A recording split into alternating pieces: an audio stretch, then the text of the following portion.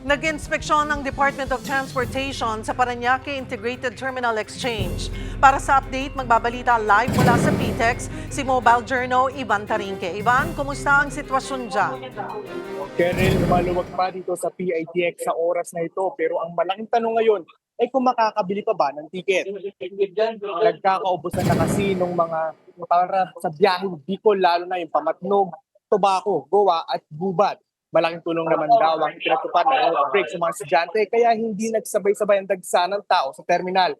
Ayon sa pamunuan ng PITX, nakastandby na rin na maglagay ng additional strips yung mga bus company sa mga ruta na mataas ang demand.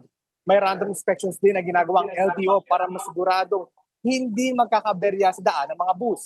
Kanina nag-ikot na rin. Kaninang umaga si Transportation Secretary Giovanni Lopez para siguraduhin ang sitwasyon sa loob ng terminal. Binisita niya kanina yung mga random dressing facilities dito sa loob ng PITX. At sa 140 na na-test kaninang umaga, halos wala dito talaga yung nag-positive sa ipinagbabawal na gamot.